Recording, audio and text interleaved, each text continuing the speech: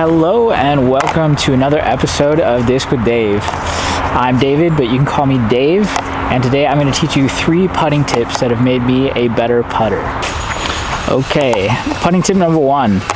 This tip I heard from Germ. He was teaching a young kid over at the Cascade Challenge during the Drum S practice round, so if you want to hear it from him, you can head over there. I'll put a link down in the description. But Germ was saying that you should be able to write an essay about your putt. You should understand why you line up the way you do, your whole pre-putt routine. You should be able to write an essay about pretty much mentioning every aspect of your putt. And, when you know your putt so intimately, it's like understanding why a car is broken. You don't just understand that the car is broken, but you understand like the carburetor needs replacing or certain hoses are out of sync. So I think that deeper understanding of why you're doing what you're doing is one of the most important steps in perfecting your putt.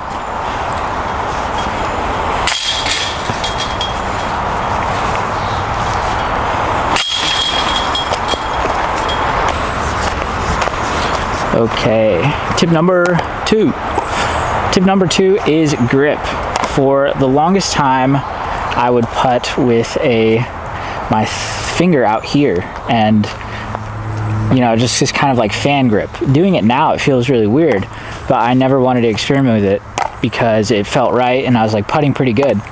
But recently I switched to more of this grip where I'm pressing firmly into the rim and I have like a very solid grip on it.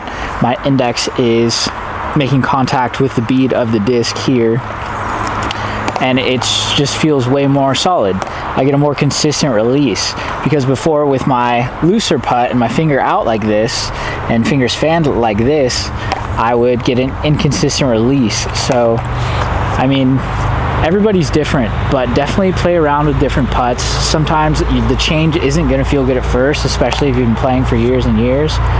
But I think it's really important to find a grip that you can consistently release the disc with at the same angle, at the same time in your throw. So yeah, that's tip number 2. Tip number 3 is one I got from Gannon Buhr. When he was practice putting, he was saying that your practice putts, you need to always finish with your weight on your front foot. And that's the difference between a committed putt and a not committed putt.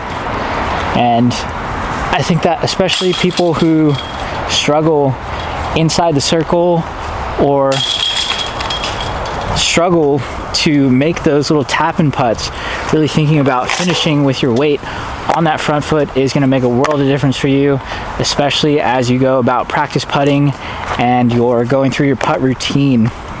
Just always making sure finishing on your front foot is something that you do.